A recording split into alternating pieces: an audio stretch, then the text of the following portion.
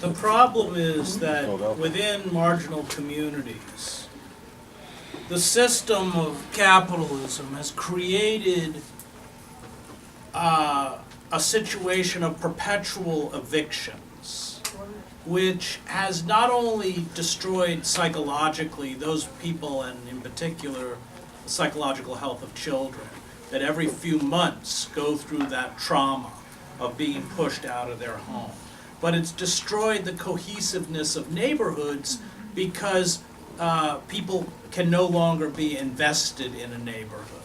And you talk about how in the 30s, as you correctly point out, people would get up and block the sheriffs from carrying out foreclosures and evictions. And capitalism, corporate capitalism, has a wonderful system whereby they destroy the cohesiveness that made that kind of resistance possible.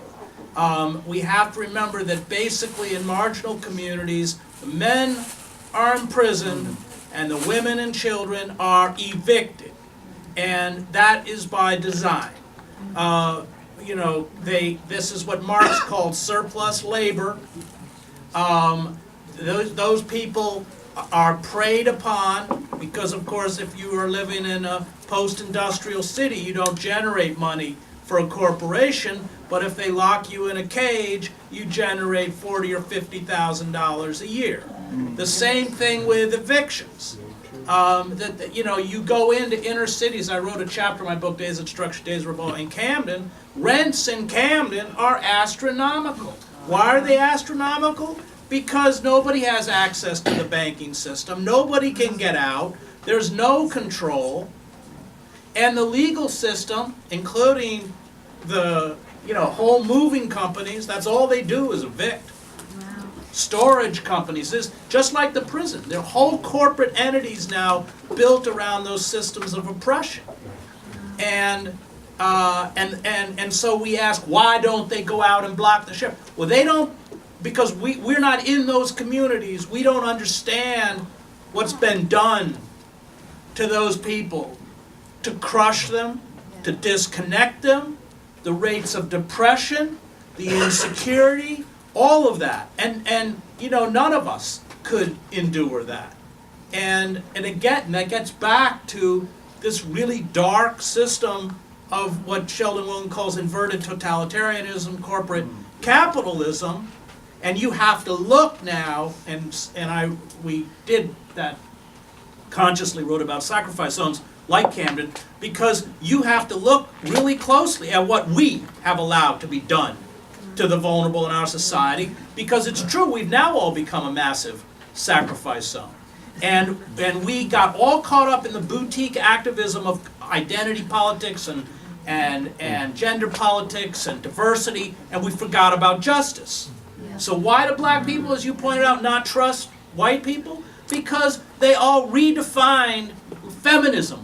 Feminism should be, if you read Andrea Dworkin, about empowering poor women, oppressed women. No, it's about a woman president. It's about a woman CEO.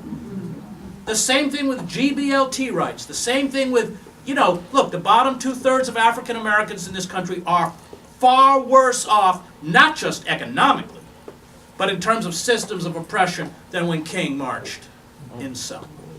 And I really do blame the white liberals for that, because they all got caught up in this game of smiley faces of diversity, which were just used as a mask or to divert attention from horrific, brutal, amazingly cruel, rapacious forms of. I teach in a prison, not so much for my students, but because I need to know. I need, as a white male, I'm not going to know what's going on otherwise. And that is a problem, that we don't know. We don't know how bad it is. Poor people of color know, but the rest of us, and get on the media because they're invisible. Nobody, they've vanished. Papers don't even have labor correspondents anymore. They're utterly invisible. It's true. The black political class is culpable as well. they have been in charge, at least nominally, of these cities, through which that send the vast majority of black folks to jail. They have the situation that the brother explained in Philadelphia obtains in many places across the country.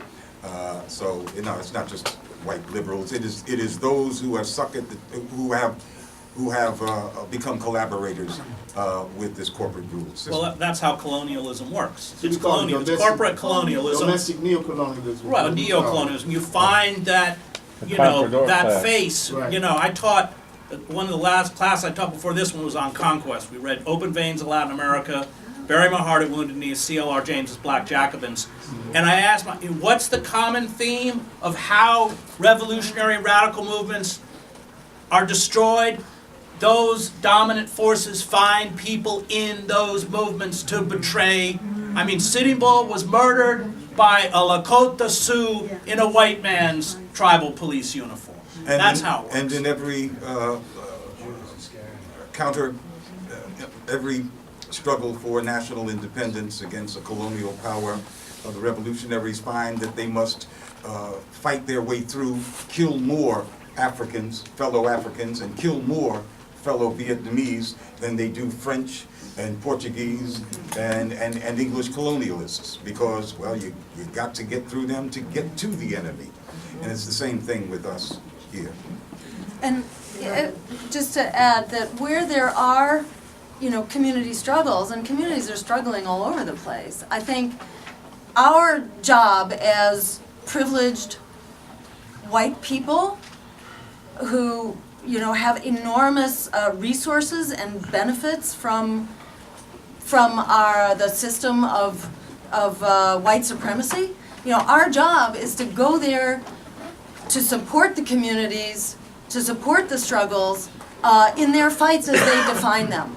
So it's not like we're going in to organize them. They're already organizing, and our job is to help them organize. So recently, there have been a whole number of victories in the climate justice movement, and particularly around indigenous lands and treaty rights, where the support of the environmental community and the climate community and the white community has been really critical to those victories. And the way that happened is really, I think it's a model. These were the struggles being undertaken by the indigenous nations who asked for our support. So we came there and gave our support. And I think it's just important to go there to help in the struggle that the community has defined.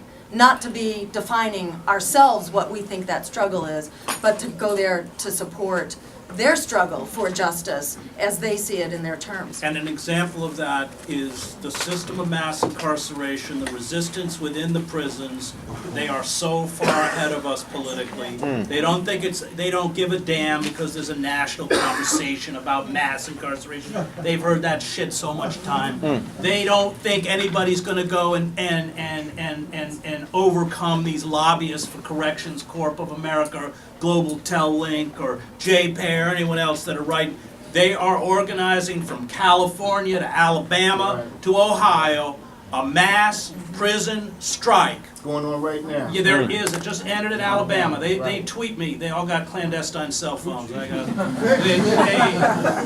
But they are organizing with Alabama, with the Free Alabama movement. They are organizing on the anniversary of Attica, September 9th, and you both should, I don't know if you know about it, a massive prison shutdown nationwide because in our system of neo-slavery, no prison runs without prison labor. And they said to me, don't tell all those people to go to the State House or the Capitol. Go to the prison parking lot and show us that you're there. And there is more.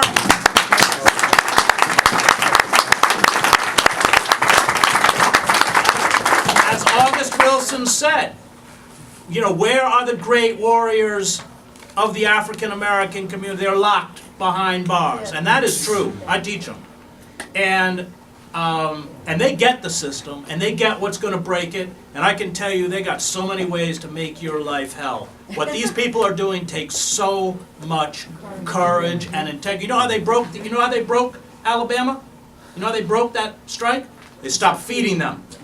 because they were Use food as a weapon. That's Yeah, what we they talking were- Bird about. feeding. they were tweeting me Right. pictures of their trays.